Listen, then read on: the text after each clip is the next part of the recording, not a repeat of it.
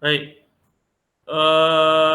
terima kasih, selamat pagi, terima kasih Pak Vicky, atas waktunya. Pagi hari ini saya ingin, mempresentasikan mengenai, bagaimana cara menggunakan progresi ya, mudah-mudahan, bisa nanti membantu percepatan nanti ke Pak Vicky dan tim. Tentunya nanti komunikasi juga bisa kita lakukan melalui WhatsApp group, di mana nanti apabila ada pertanyaan atau ada kesulitan, tim kami yang ada di grup itu sudah siap sedia semuanya untuk bisa membantu mempercepat proses penginputan ke dalam progresi. Nah, pertama-tama Pak, ini saya ingin menunjukkan website saya, di mana website kami itu menampung seluruh informasi mengenai progresi, di mana informasinya semuanya nanti bisa dibaca kembali di sini Pak. Tapi yang paling penting untuk fitur guidance ya, bagaimana cara memasukkan informasi proyek ke dalam progresi itu berada di dalam tab features, di mana progresi itu terdiri dari 4 pilar ini: perencanaan, laporan harian, analisa, dan diskusi, di mana ini merupakan tata cara atau workflow dari konstruksi itu sendiri. Proyek pertama kali pasti harus direncanakan. Apa saja yang kita rencanakan, mulai budget, schedule, material, peralatan, pekerja, subkontraktor, lalu K3 semua kita rencanakan dengan baik di pilar pertama ini. Lalu setelah kita melakukan perencanaan, Pak, itu kita mempunyai suatu referensi proyek. Artinya semacam RAP gitu ya, atau referensi yang kita gunakan untuk nanti mengetrack laporan harian, monitoring progres harian kita melalui fitur yang namanya laporan harian. Lalu selanjutnya kita mempunyai perbandingan dari apa yang kita rencanakan dan laporan harian, sehingga kita mempunyai suatu analisa dari proyek. Nah, ini sesuatu hal yang memangkas waktu untuk bisa mengetahui bagaimana status proyek, status material, status peralatan, semua yang kita sudah rencanakan dan kita monitor itu semua akan secara otomatis di dalam website kita itu akan di program kita itu akan mengandung seluruh analisa dari proyek. Dan yang terakhir adalah fitur komunikasi secara teknis untuk berbicara secara kontekstual apapun permasalahan yang bisa dihadapi. Jadi 4 hal ini merupakan acuan kita untuk mengoperasikan progresi. Konsepnya dari 4 pilar ini, di mana nanti bisa dilihat detailnya penggunaannya di video-video yang kami sudah tayangkan di sini. Apabila nanti ada pertanyaan di luar menu chatting WA yang kita sudah buat Pak, satu grup itu. Oke, kurang lebih demikian. Langsung saya tampilkan Pak di website kita, di app.progresi.co.id, atau nanti bisa masuk website, lalu kita klik yang ini di paling ujung ini Pak, app, itu langsung merujuk langsung ke halaman ini. Ini saya langsung tampilkan Pak.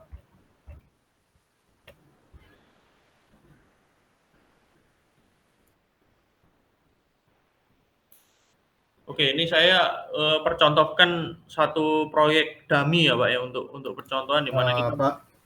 Pak Ryan, sorry Pak, itu belum di share screen kelihatannya Pak.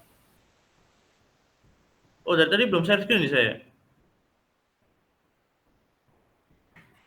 Iya belum Pak. Oh, oke.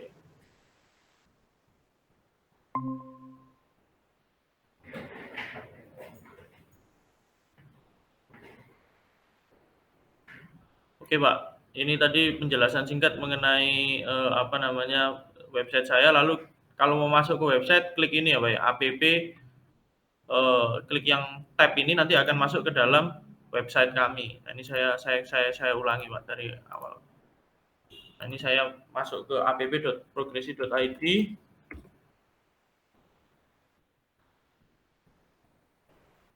Oke, saya buat percontohan ini Pak, proyek dummy ini Pak.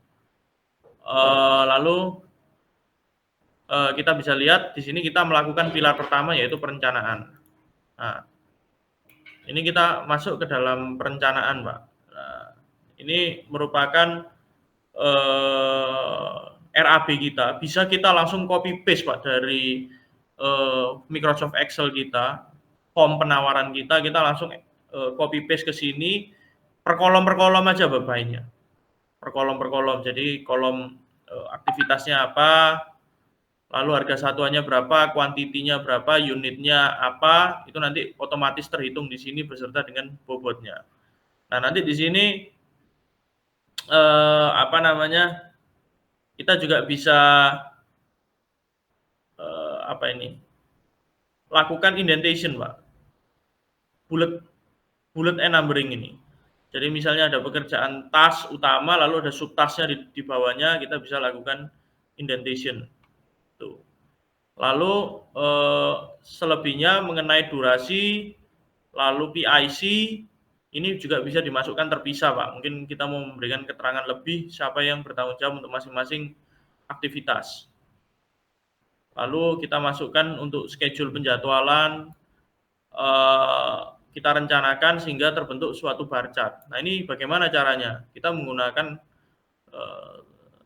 item ini, Pak, namanya predecessor ini. Jadi untuk memulai aktivitas ini harus diselesaikan aktivitas apa sebelumnya. Jadi dia nanti penampilannya akan seperti begini, Pak. Misalnya seperti gini, saya ingin klik predecessor-nya di sini. Nah, dia akan menanyakan dari item tersebut predecessor-nya apa. Gitu. Kita bisa masukkan di sini.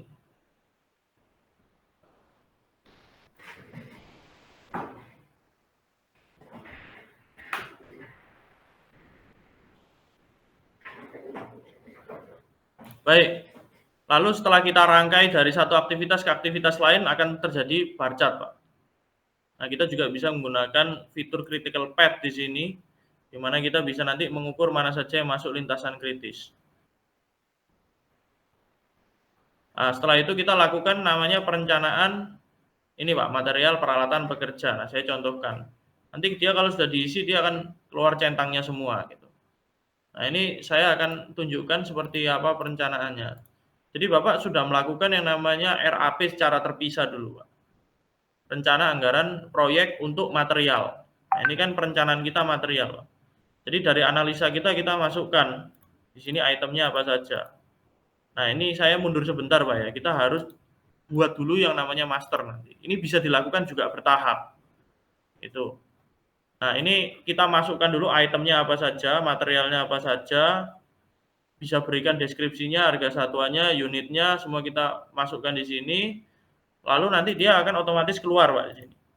Nah, setelah itu kita masukkan kuantitinya. Lah, kuantitinya ini dari mana? Ini yang dari RAP kita, Pak. Dari analisa itu. Analisa dikalikan volume, dia keluarnya akan di sini.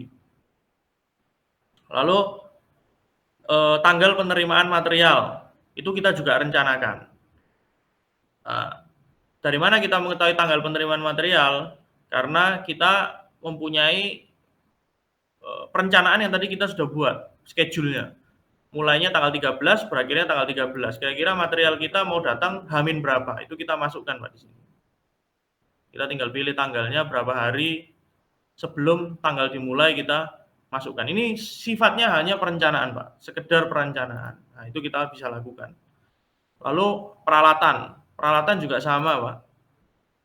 Ini tentunya kita sudah masukkan dulu datanya di master peralatan, lalu kita tinggal pilih saja, bisa sewa, bisa beli.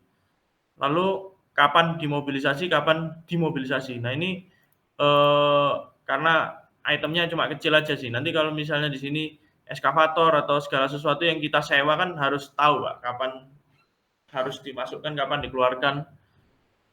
Itu kita bisa cantumkan di sini. Lalu selanjutnya kita melakukan perencanaan pekerja, Pak. Nah, perencanaan pekerja ini ada 2. Ini fungsinya nanti untuk mengukur produktivitas dan yang satunya lagi itu untuk opnam. Nah, ini kita bisa cantumkan, Pak, perencanaannya untuk pekerjaan pembesian tulangan itu kira-kira menggunakan apa? Berapa tukang, berapa pembantu tukang, kita cantumkan di sini. Nah, nanti dengan volumenya ini kira-kira pekerjaan ini setiap harinya itu membutuhkan berapa orang gitu kira-kira. Nah, ini kita cantumkan di sini, Pak.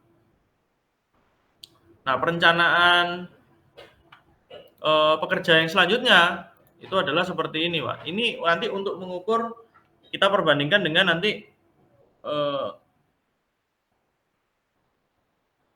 ini adalah berapa jumlah orang di akhir hari. Nah, kita juga bisa merencanakan, contohnya ya, Pak ya, pekerjaan dinding bata ringan, jumlah pekerja per harinya itu berapa orang.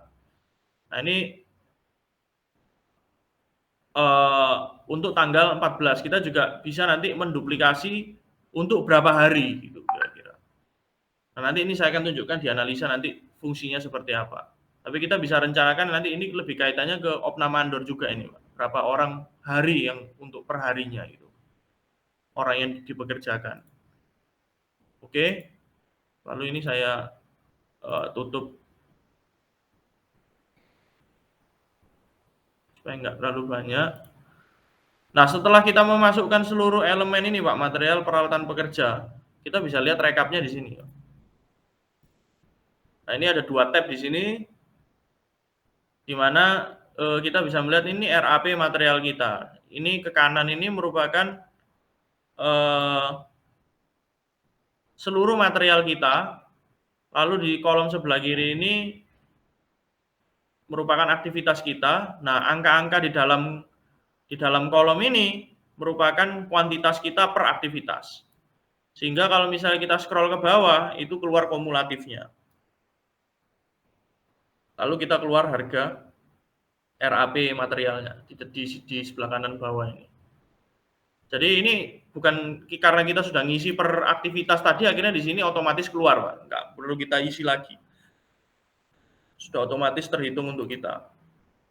Lalu setiap hari kita juga bisa melihat material apa saja yang kita sudah rencanakan untuk datang di lapangan melalui perencanaan tadi. Ini rekapnya di sini.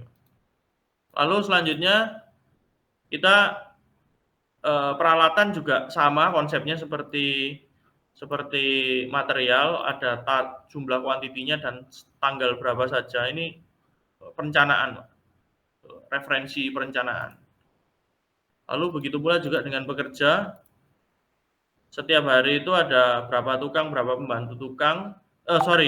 Setiap hari itu ada berapa orang. Ini yang warna orange di atas ini.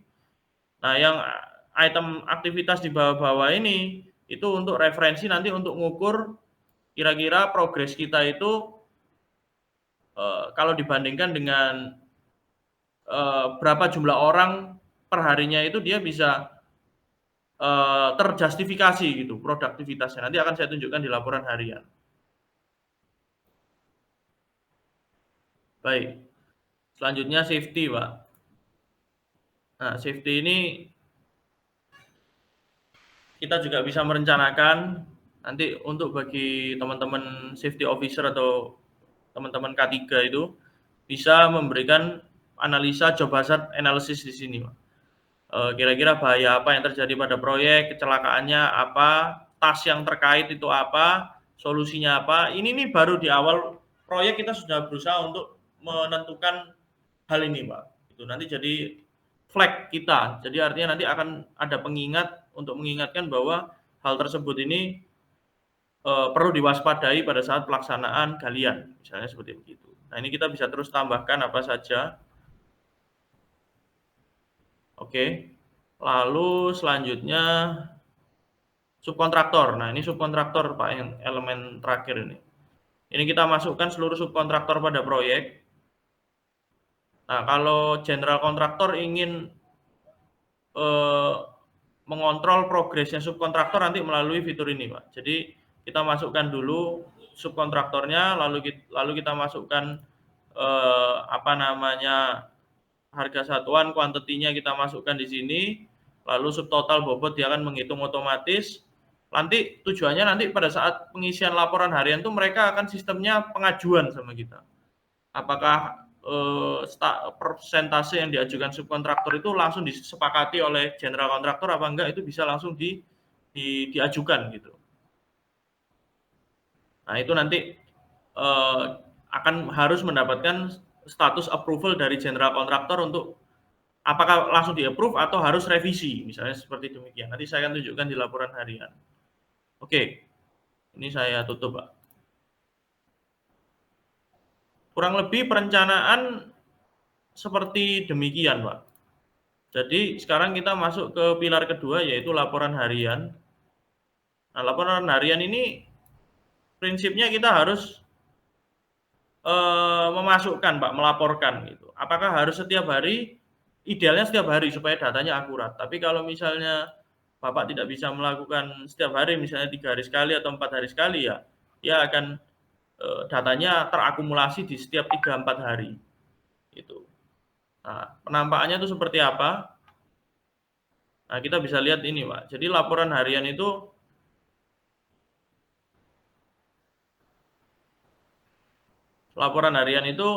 kita secara garis besar kita memasukkan progresnya, lalu jumlah pekerjanya, pemakaian materialnya, penerimaan materialnya, mobilisasi peralatan, dimobilisasi peralatan, cuaca, dan foto-foto.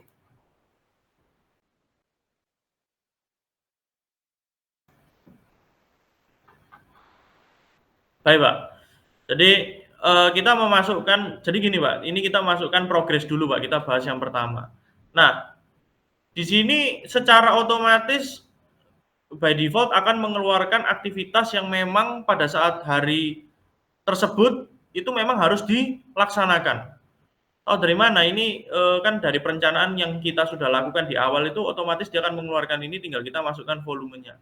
Nah, kalau misalnya dia ada pekerjaan lain yang dimulai pada hari tersebut, ya kita bisa lakukan penambahan aktivitas di sini, tinggal kita pilih aja itemnya. Yang mana kita tambah. Ini kebetulan sudah selesai semuanya, sudah hari terakhir. Cuma proyek kecil. Nah, tapi kalau misalnya pekerjaan yang harusnya sudah dimulai tapi dia belum ada progresnya, ya kita tinggal isi 0 aja, Pak, di sini. Baik. Nah, ini kita masukkan progres kita. Progres kita ini kita harus menghitung, Pak. Jadi nggak dimasukkan dalam rupa persentase. Namun kita masukkan capaiannya itu berapa meter persegi, volumenya langsung kita masukkan di sini. Nah, dalam kita memasukkan volume di sini, kita terbantu oleh 4 kolom di samping sebelah kanan. Di mana kita tahu target hariannya. Target harian ini kan dari volume total dibagi berapa hari kita mengerjakan. Jadi pada saat kita memasukkan angka ini, kita bisa mempunyai parameter pembanding. Apakah angka yang kita masukkan itu di atas atau di bawah dari target harian. Gitu. Jadi untuk membantu kita untuk menghindari kesalahan. Lalu apabila pekerjaan juga dikerjakan, direncanakan dan dikerjakan lebih dari 1 hari, dia kan akan terakumulasi, Pak, setiap hari. Berapa, misalnya bertahap, misalnya 20 meter persegi, besoknya 30, besoknya 40. Itu kan nanti akan terakumulasi di sini. Gitu. Akan terakumulasi di sini. Lalu yang paling penting adalah kita mempunyai target global di sini. Gitu. Target global di sini itu ujungnya itu kita harus menyelesaikan berapa meter persegi. Nah, itu 4 kolom ini digunakan bagi kita untuk memasukkan angka ini supaya ada parameter pembandingnya gitu. Supaya kita masukkan datanya akurat. Nah, lalu setelah itu kita akan mengisi laporan harian di sini mengenai jumlah pekerja, Pak. Di sini ada tukang, ada pembantu tukang. Kita masukkan berapa orang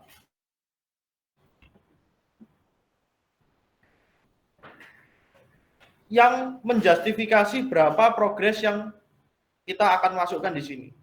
Jadi apakah benar mengerjakan volume sekian itu dengan 2 orang itu cukup apa tidak? Terlalu banyak apa terlalu sedikit? Nah, itu kita laporkan juga, Pak. Lalu selanjutnya kita menuju ke pengisian jumlah pekerja.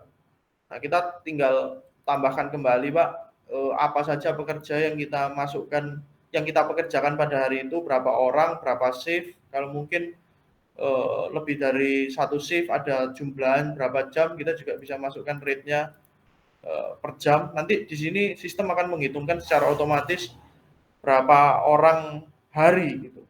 Nah, sistem ini sebetulnya sangat diperlukan nanti pada saat kalau misalnya borongan mandor tidak cukup itu kan dia pasti akan mengajukan ini, Pak.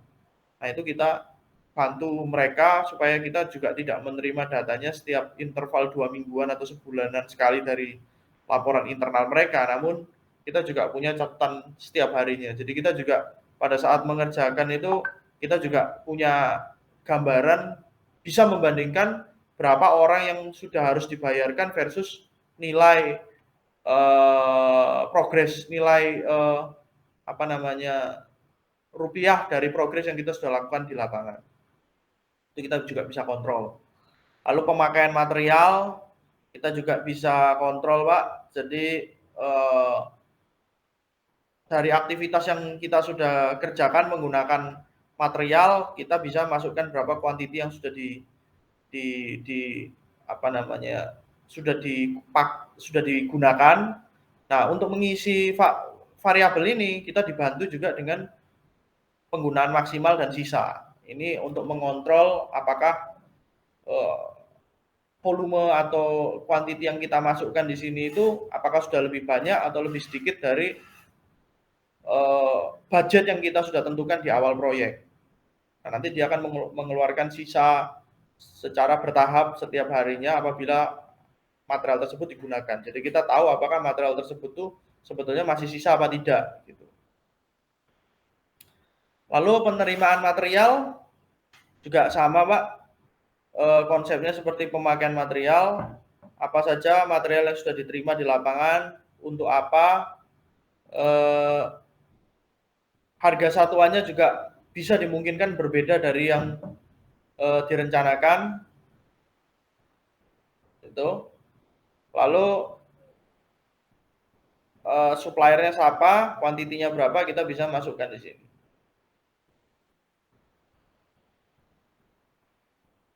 Ini kita bisa masukkan, Pak.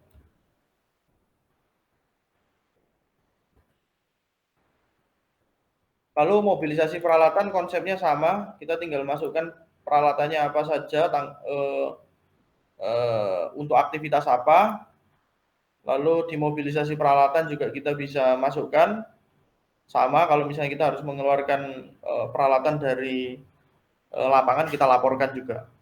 Lalu cuaca yang mempengaruhi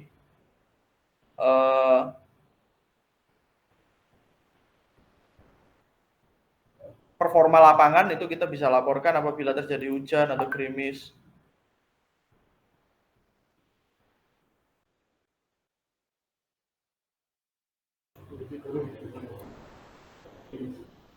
Lalu yang terakhir bisa mengupload foto-foto, Pak. Ini bisa dilakukan juga di mobile. Upload foto, Pak. Untuk menjustifikasi seluruh data yang kita masukkan di sini.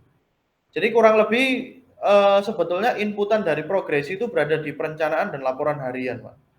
Lalu sisanya yang akan saya jelaskan selanjutnya, analisa dan analisa ini core dari progresi, Pak. Jadi di mana dia itu mengeluarkan seluruh status dari proyek. Kita bisa menganalisa proyeknya, ini mulai dari status, ini identitas proyek.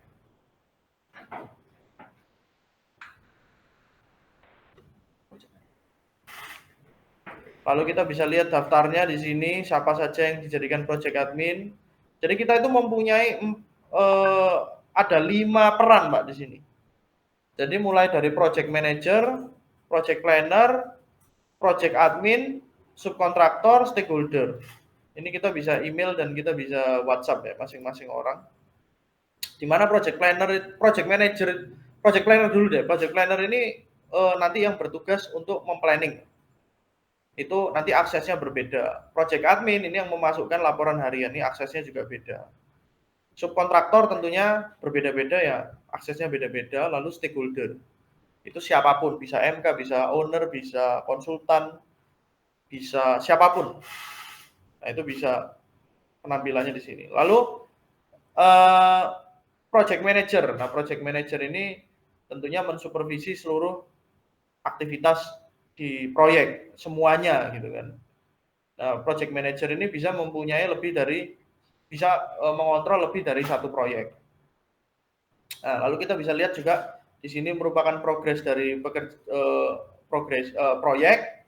Lalu kita mempunyai analisa kurva S di sini, di mana kita menggunakan analisa earn value money membandingkan kurva warna biru perencanaan, lalu kurva pelaksanaan, dan kita membandingkan kurva cost. Nah, tentunya analisanya itu kita bisa lihat dari rasio ini, ya, di mana kita menganalisa proyek itu berdasarkan schedule dan cost-nya. Apakah schedule-nya itu telat? Kalau warna merah telat, kalau warna hijau berarti nggak telat, lebih cepat. Gitu. Kita dapat statusnya setiap hari dan ini otomatis, Pak. Nggak perlu kita lakukan analisa-analisa manual. Ini otomatis. Inilah yang tadi saya bilang, mengapa kok laporan harian itu sebaiknya kita masukkan setiap hari ya, supaya kita bisa mengetahui status proyek itu setiap hari. Sistem mengizinkan kita untuk memberikan status proyek setiap harinya. Lalu cost varian juga apabila merah dia berarti digunakan dana lebih banyak daripada progres yang terjadi di lapangan. Kalau hijau sebaliknya, artinya progres di lapangan itu lebih banyak daripada cost yang kita keluarkan. Nah, sebetulnya intinya ada di dua kolom ini sih, Pak. Tapi kalau misalnya kita mau melihat analisa yang lebih lanjut, yaitu di sini ada forecast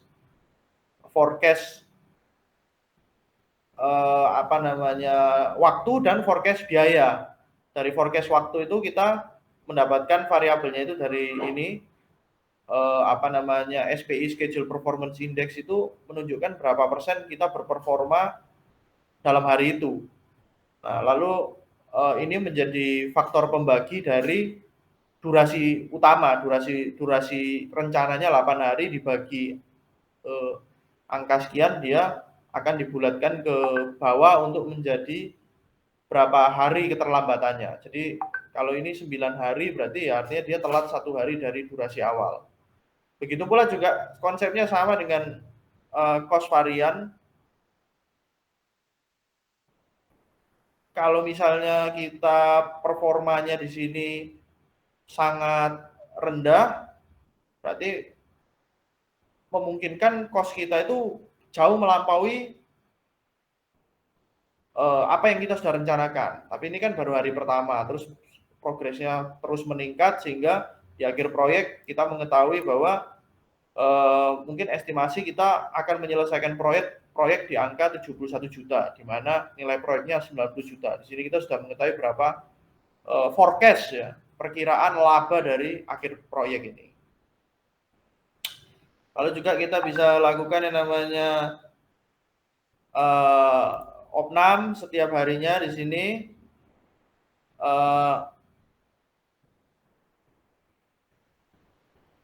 Berapa persentase progres yang sudah diselesaikan untuk masing-masing aktivitas, kumulatifnya berapa di sini. Itu kita bisa lakukan pantauan setiap hari, bobotnya sudah berapa. Ini kebetulan sudah selesai semuanya ini.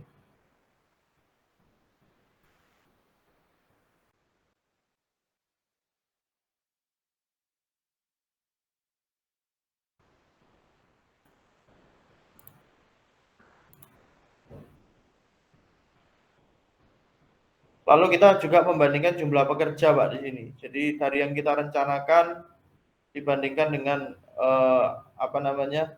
pekerja yang kita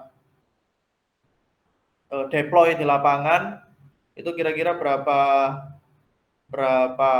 perbandingannya. Kan kalau misalnya dia terlalu sedikit juga resikonya pekerjaan nggak selesai, terlalu banyak dia resikonya juga anggarannya juga bisa membengkak di pekerjanya. Lalu kita juga bisa set berapa jumlah maksimal supaya pekerja di lapangan itu nggak fluktuasinya langsung dia meningkat drastis lalu turun drastis. Kita harus level jumlah pekerjanya itu menggunakan garis ini.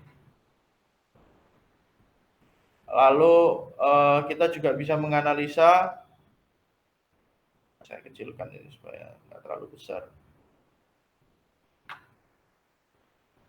Nah, kita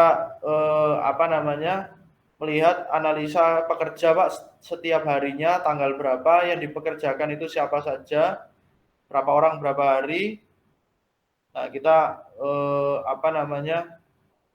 perbandingan antara perencanaan dengan realisasinya, mungkin ada terjadi perbedaan harga. Lalu dia akan menghitungkan secara otomatis. Sini.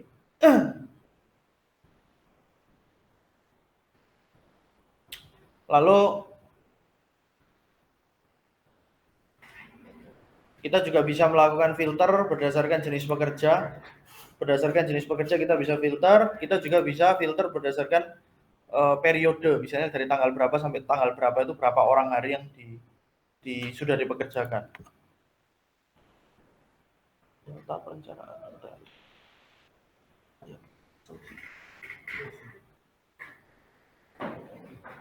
Oke, selanjutnya pekerjaan subkontraktor. Aduh, sorry. Ini kita bisa, sorry. Ini saya kembali dulu.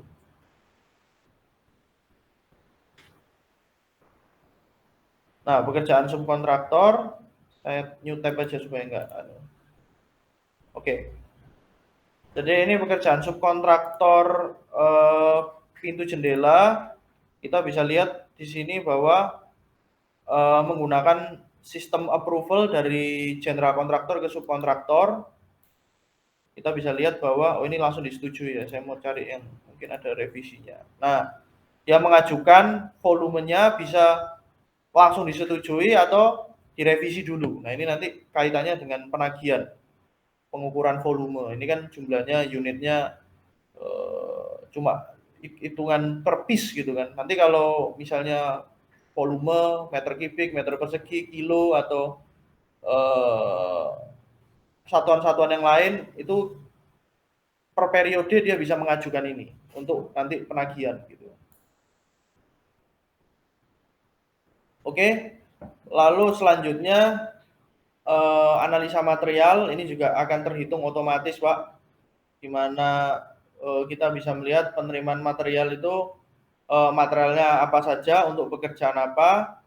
Nah, di sini ada analisanya apakah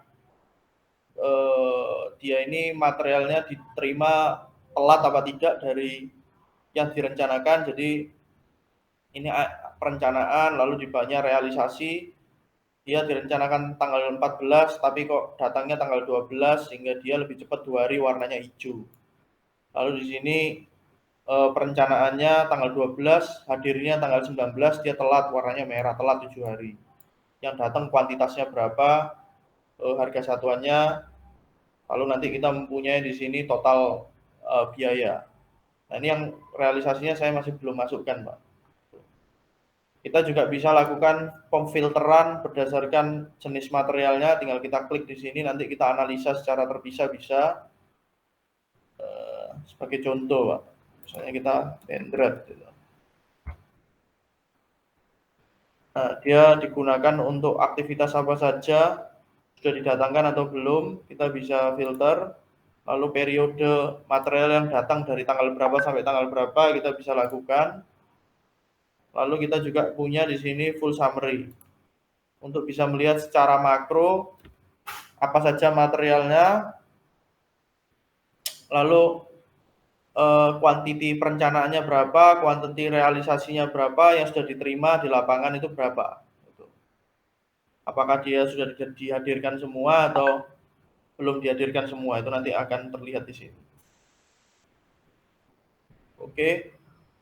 Selanjutnya pemakaian material, kita juga bisa lihat material yang digunakan apa saja, tanggal pemakaiannya, tanggal berapa, lalu aktivitasnya apa. Nah, ini yang sudah terpakai sama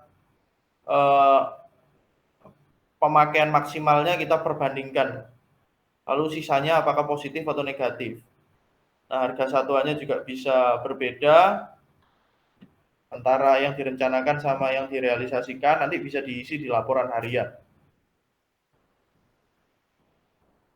Oke, baik, selanjutnya sama Pak, kita bisa menggunakan fitur filternya, memfilter per materialnya apa, periode tanggal berapa sampai tanggal berapa, apa saja material yang sudah digunakan. Dan tentunya di sini kita juga bisa melihat summary, di mana kita melihat di sini seluruh material yang digunakan di proyek, yang sudah terpakai berapa, budget satu proyeknya berapa, apakah dia plus atau minus. Bisa lakukan analisa, Pak.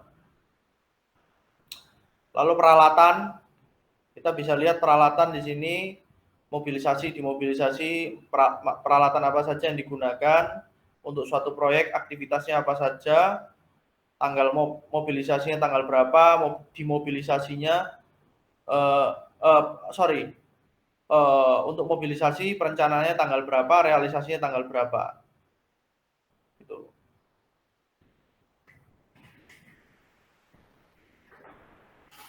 Oke.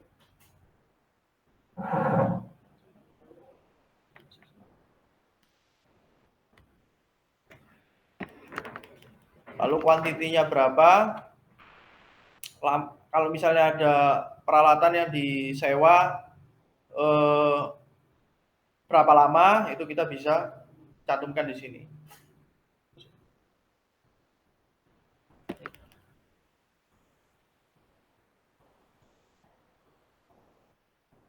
Oke. Selanjutnya adalah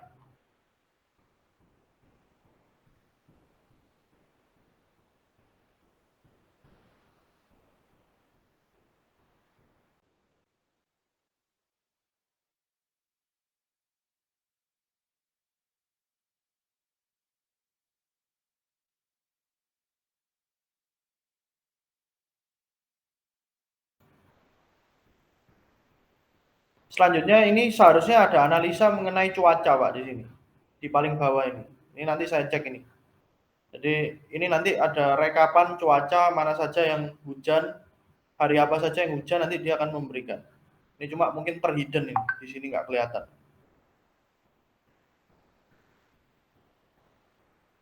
Baik, oke. Dengan demikian saya sudah menyelesaikan penjelasan mengenai analisa, Pak. Ini fitur core dari Progresi untuk mengeluarkan seluruh pengontrolan proyek itu berada di analisa. Lalu selanjutnya adalah yang paling terakhir itu mengenai notifikasi, Pak. Jadi segala deviasi yang terjadi pada proyek itu akan memberikan notifikasi di handphone kita. Laporan hariannya itu akan memberikan, kalau belum diisi dia akan memberikan reminder atau notifikasi. Lalu kalau tasnya terlambat dia akan memberikan notifikasi. Materialnya stoknya menipis, material belum didatangkan, dia akan memberikan notifikasi. Sama juga dengan peralatan. Lalu pekerjanya kalau misalnya dia terlampau banyak atau terlampau sedikit, dia akan memberikan notifikasi. Nah, ini nggak ada masalah, jadi dia nggak memberikan notifikasi. Lalu setiap kali ada kendala di lapangan, dia memberikan notifikasi. Setiap kali ada diskusi yang sifatnya kontekstual, dia akan memberikan notifikasi. Nah, ini saya akan tunjukkan, Pak. Tadi ada satu laporan harian yang saya lompati. Kalau misalnya ada kendala di lapangan, kita bisa menggunakan sistem ini, Pak, open close.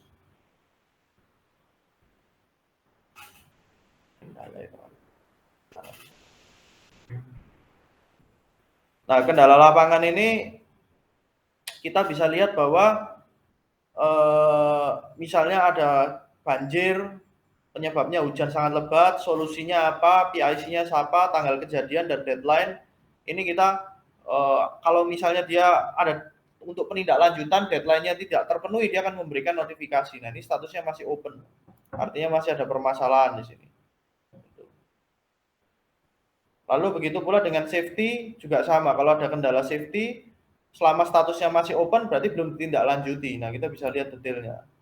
Nanti kalau sudah ditindaklanjuti, kita tinggal upload gambarnya, lalu nanti dia statusnya akan close. Kurang lebih demikian.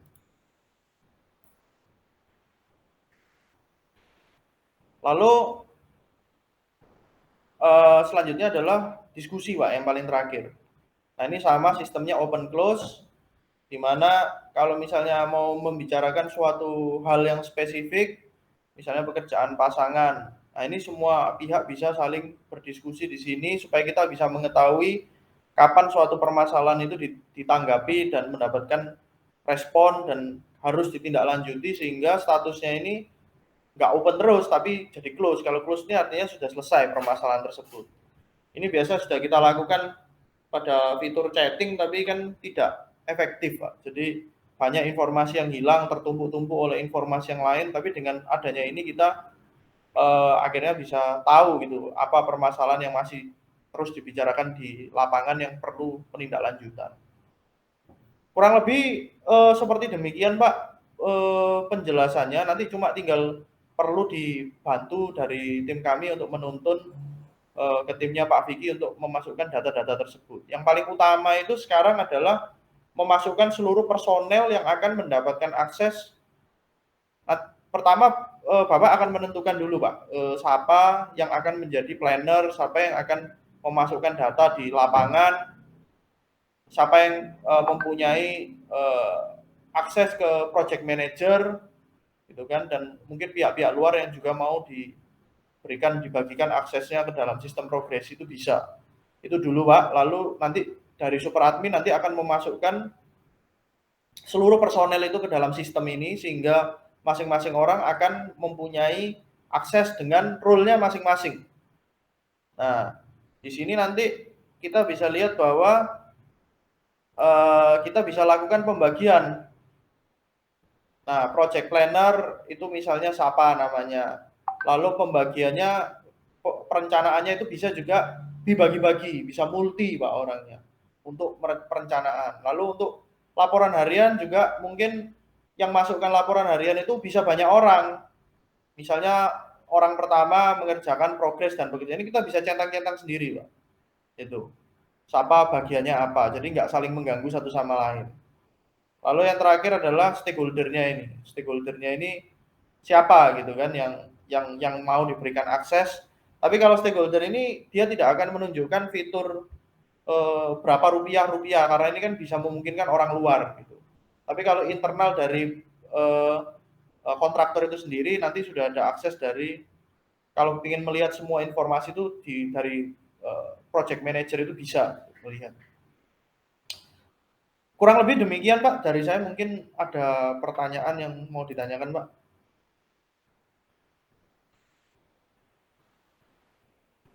Ini saya tutup dulu, Pak. Supaya nggak terlalu banyak.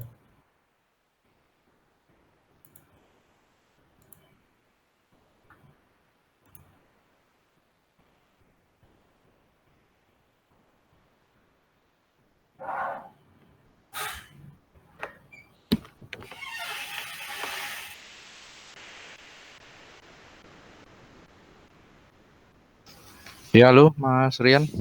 Ya. Ya, tadi kan sudah dijelaskan. Kemudian secara garis besar sudah ada dashboardnya. Nah, yang ini yang ditampilkan ini kan kalau di kita anggapannya itu dashboard ya.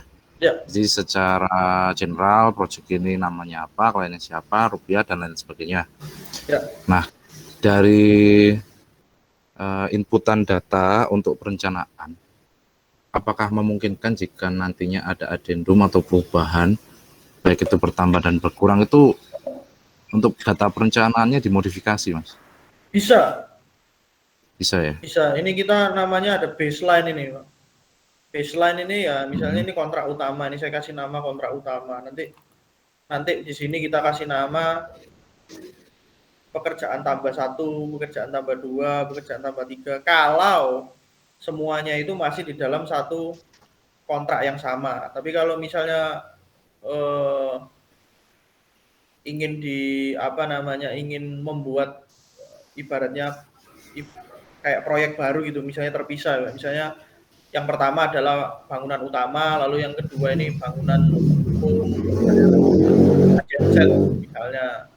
Tapi itu misalnya terpisah, Pak, maksudnya paket pekerjaan yang terpisah ya, bisa juga dibuat seperti begini. Jadi bisa ditambahkan secara di dalam RAB yang pertama dengan menggunakan sistem baseline ini, atau dengan menambahkan ibaratnya proyek yang kedua gitu. Itu juga bisa. Jadi satu-satu tergantung kebutuhannya Bapak lebih nyaman yang mana.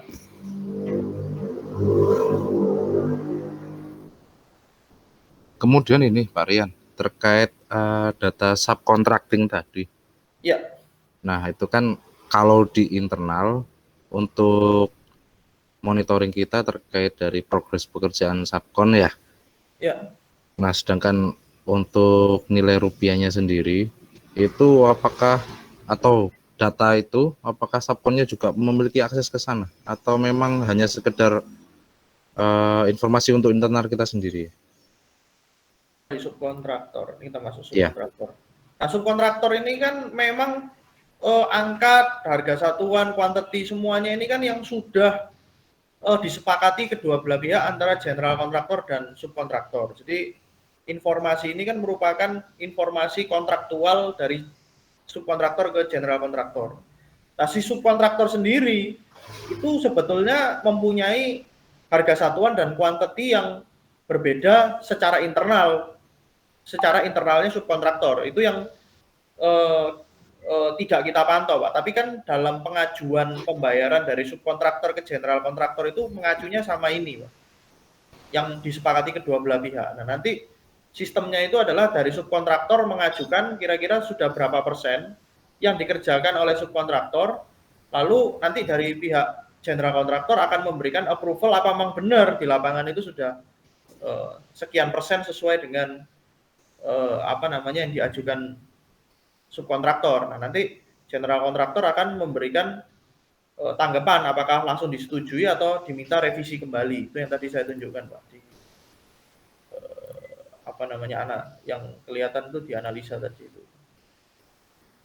Nah, tapi kalau misalnya subkontraktornya sendiri mau menggunakan fitur progresi dengan secara internal menggunakan mengontrol material, biaya dan pekerjanya, itu nanti mereka harus berlangganan sendiri, Pak. Bisa terintegrasi ke dalam sistem utama kita ini dengan general kontraktor, tapi itu terpisah. Tapi yang fitur bawaannya itu mereka sementara ini bisa mengajukan kepada general kontraktor berapa persen yang mereka sudah kerjakan di lapangan.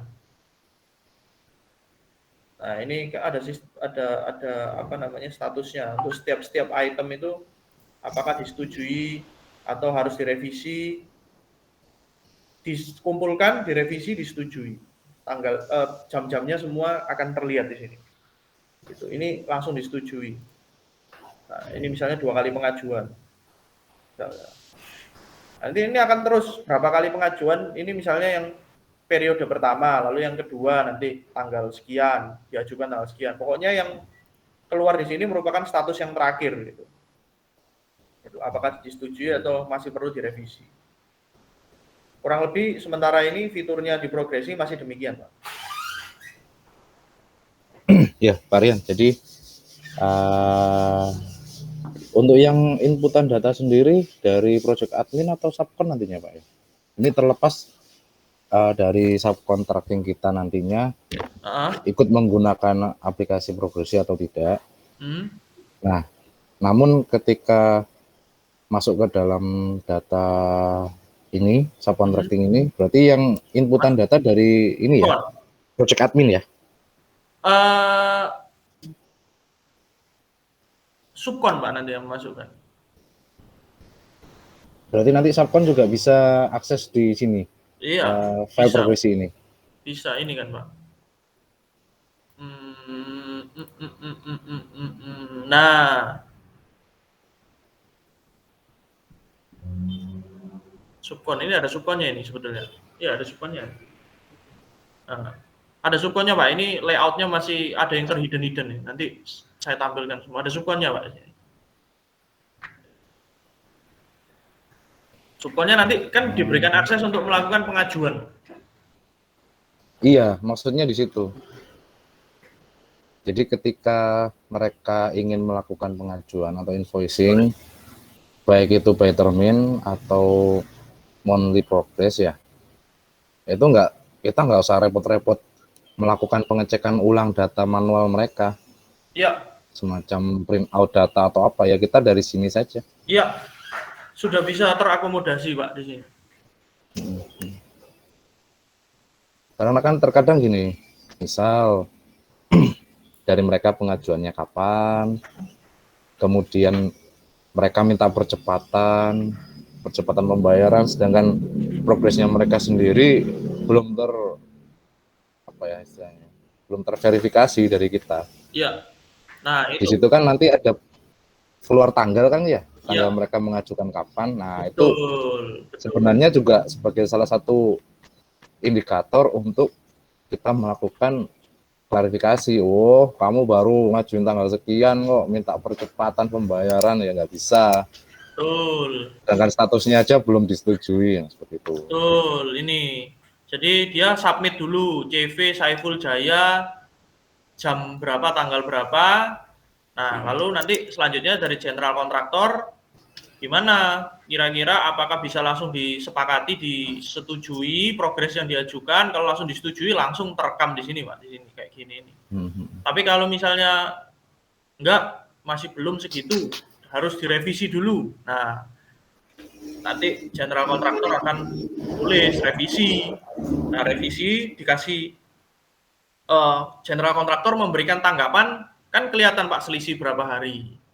Nah, nanti Iya. dari revisi, diminta revisi, sudah diskusi dulu Pak, apa secara internal, oh saya sekian sudah oke, diajukan Pak di dalam sistem, disetujui tanggal berapa. Jadi semua akan terlihat tanggal-tanggalnya itu semua akan terlihat secara jelas gitu Pak.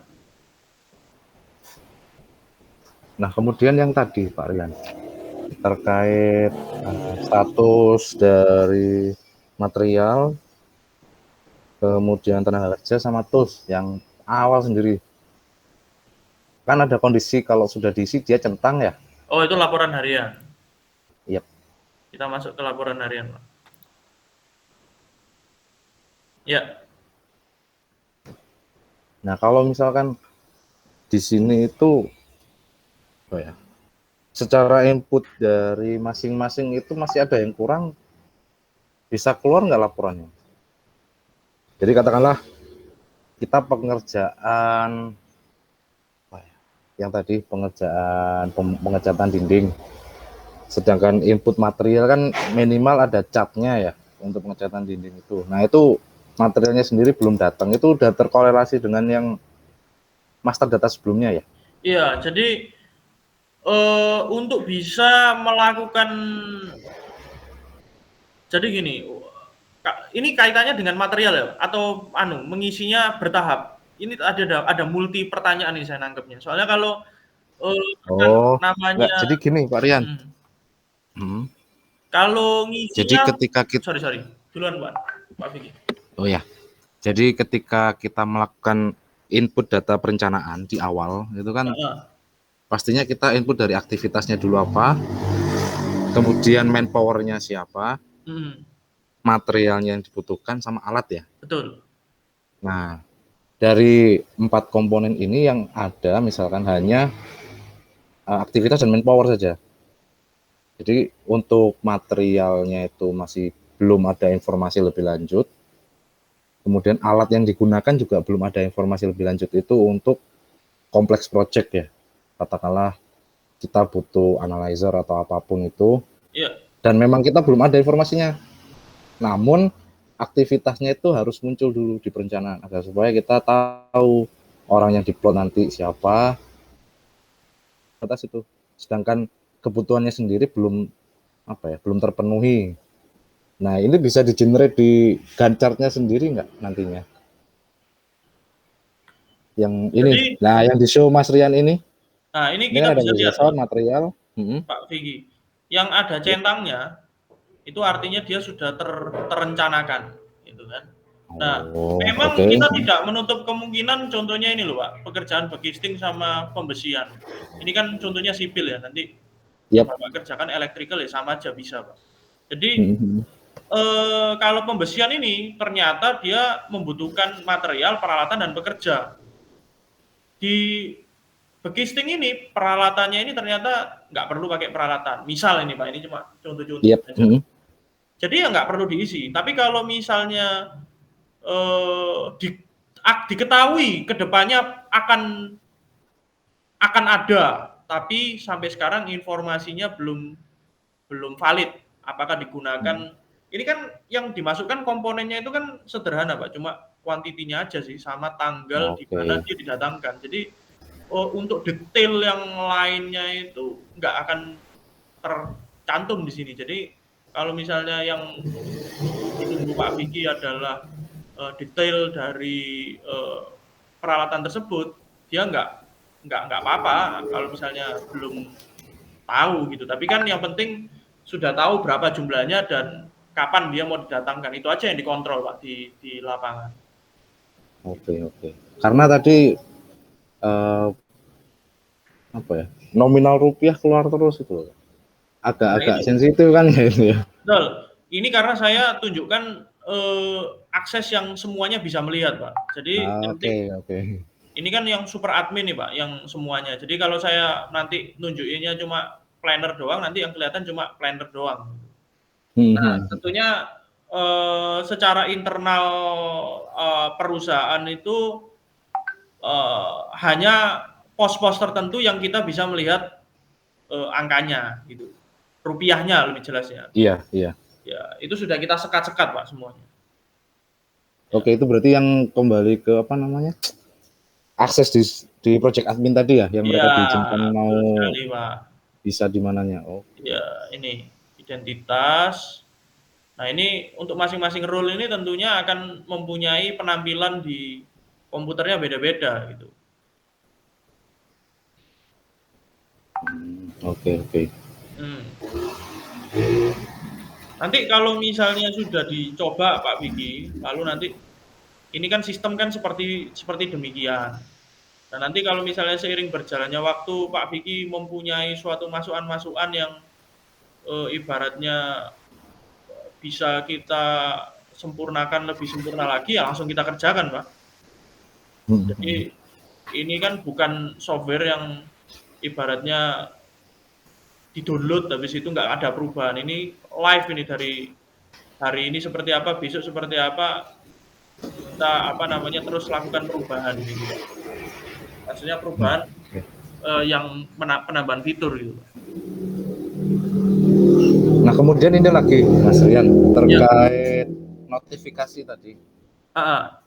Jadi notifikasi ini kan nanti bisa apa ya? Dua device ya. Yang pertama itu via komputer, Satunya di yang handphone. kedua itu via handphone ya. Iya. Nah, cuman untuk notifikasi ini sifatnya memang hanya notifikasi kan ya, pemberitahuan Iya. bahwa di tanggal tersebut ada aktivitas, entah itu sudah dikerjakan atau belum, dan nantinya harus diapakan seperti itu ya. Iya. Kalau untuk sebentar, kalau untuk semacam pengingat itu juga bisa ya Mas ya? Iya, ini mengingatkan ini. Misalnya nih Jadi Pak, belum ngisi laporan harian ya dia ngingetin di sini. oh iya. Ini Nah, maksud saya ketika 3 hari lagi itu harus ada aktivitas seperti ini. Nah, kita kasih H-3 untuk reminder itu bisa ya? Nah, ini misalnya algoritmanya. Oh iya, sudah Iya, ada. betul. Sudah ada keterangannya. Betul. Nah, cuma Pak, ini kita jujur Pak, masih belum kita develop yang bisa pengaturan manual. Ini masih kita buat by default seperti begini. Misalnya nih Pak, tas akan dimulai, mengingat, jadi dia akan mengingatkan apabila tas akan dimulai, aktif 3 hari sebelum tanggal dimulainya tas. Ini saya yang ngatur 3 hari. Loh, terus kalau misalnya saya mau buatnya 1 minggu atau 1 bulan sebelumnya bisa apa enggak? Nah, itu yang masih belum saya buat, Pak. Karena itu kan pengaturan manual berdasarkan masing-masing. Nah, itu belum masih saya develop. Tapi sementara masih 3 hari. Terus material didatangkan misalnya 7 hari, itu sudah ngingetin. Itu. Ini sementara secara global masih saya buat secara apa namanya, masih dari saya default-nya seperti demikian. Nanti mungkin berapa 1 bulan, 2 bulan dari sekarang semua sudah bisa jadi ini terus berkembang gitu kan. Karena kita produknya ini online gitu. Jadi bisa terus diupdate.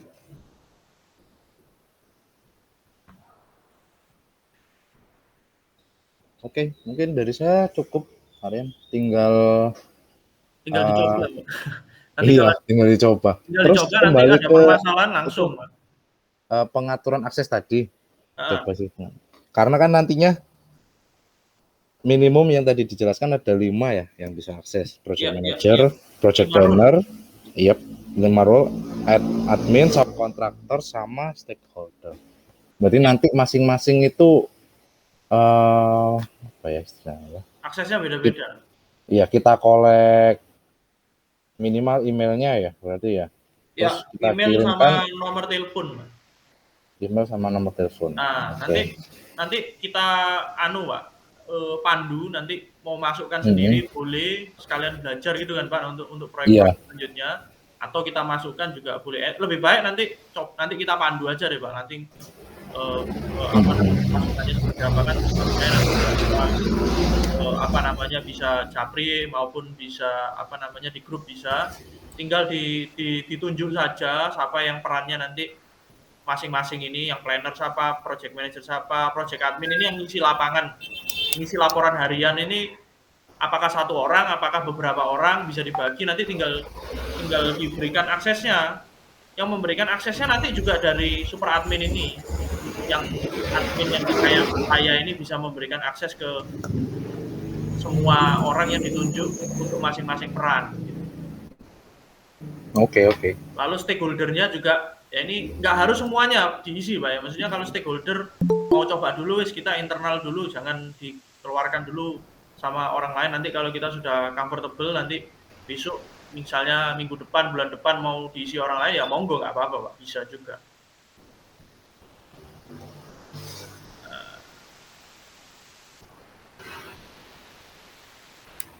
Yang penting itu nanti progresi itu kan, yang penting itu kan kita bisa ngontrol proyek melalui fitur analisa ini Pak.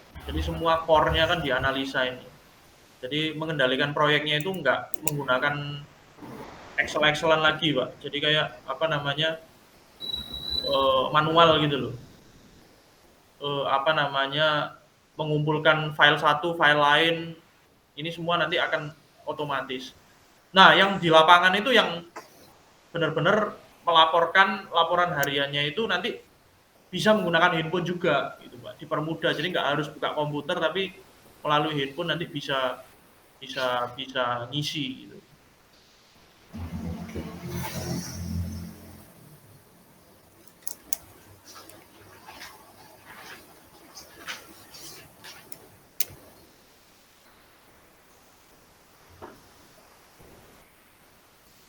Kurang lebih demikian Pak.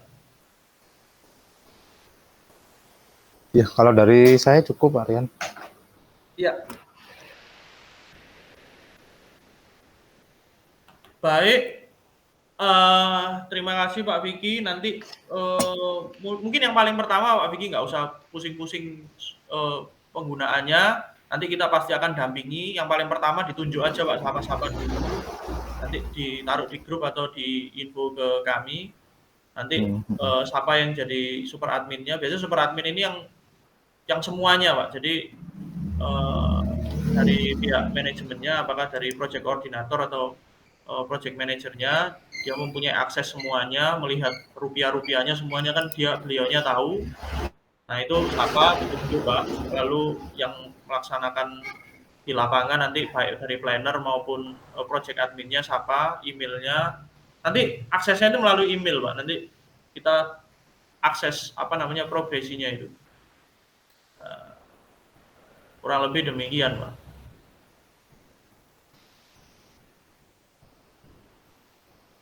Nanti Ya, berarti ini tinggal ini ya, Pak Aryan, nunggu feedback dari kantor pusat.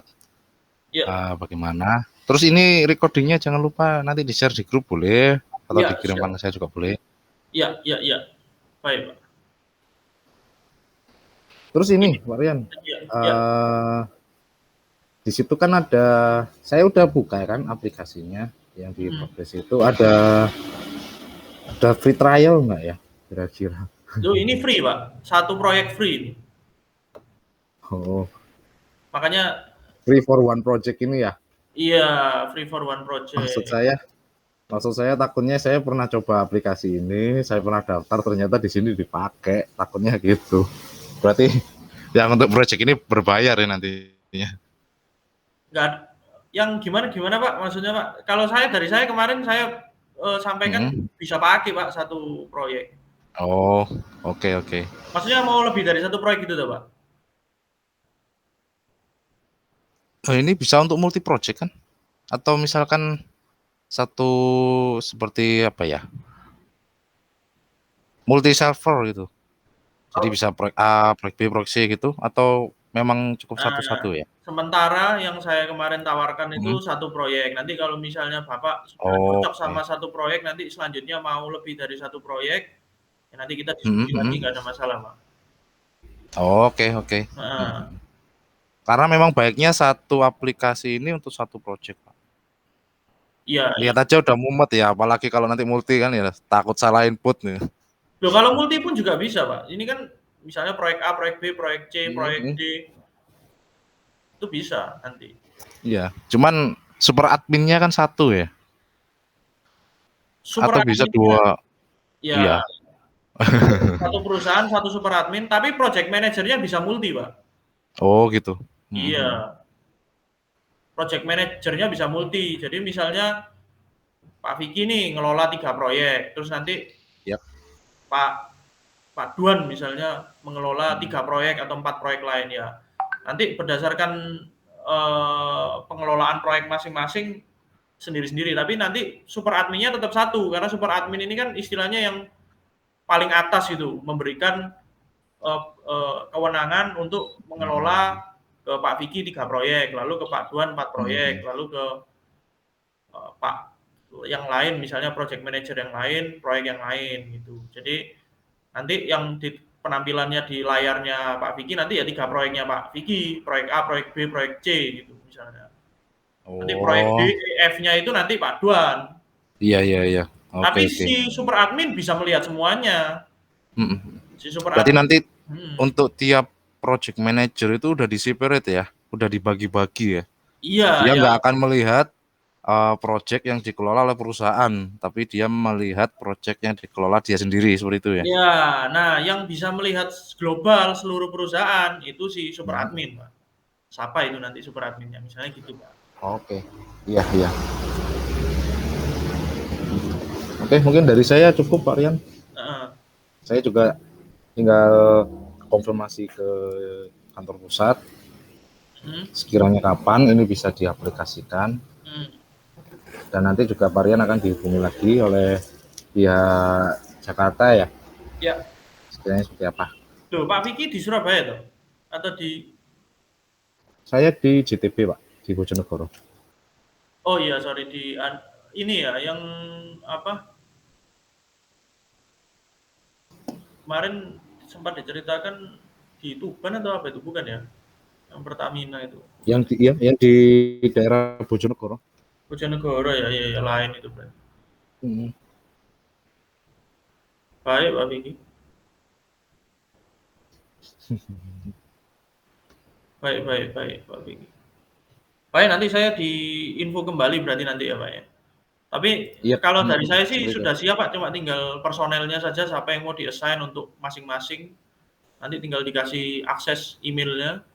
Nanti perencanaannya sudah Yap. mulai masuk-masukkan ke dalam sistem gitu. Nanti kita dampingi juga, Pak, semuanya. Iya. Oh iya, satu lagi Pak Rian Ya. terkait super admin. Hmm. Itu sifatnya temporer atau permanen ya?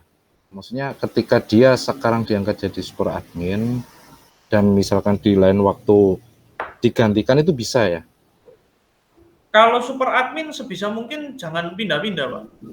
Tapi kalau yang lain-lain masih bisa Oh. dimungkinkan. Tapi kalau yang super admin ini kan ibaratnya kayak eh, rekon gitu kan, mendapatkan kontrak dengan progresi gitu.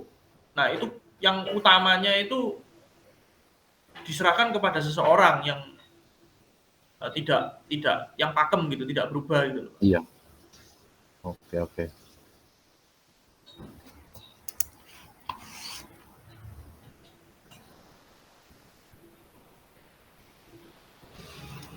Oke, Pak Rian. Terima kasih atas informasinya.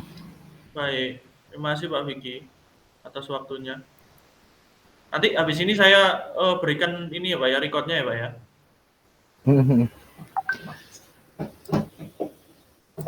Baik, dengan demikian mungkin kita bisa akhiri Pak ya kalau gitu ya Pak. Nanti kalau ada pertanyaan langsung aja Pak. Bisa. Ya, baik terima kasih Pak Vicky, Rekon atas waktunya pagi hari ini kita sudah menyelesaikan pelatihan. Mudah-mudahan bermanfaat. Terima kasih Pak, kalau ada yang salah-salah saya juga mohon maaf. Terima kasih. Selamat pagi semuanya. Ya, selamat pagi. Terima kasih Pak.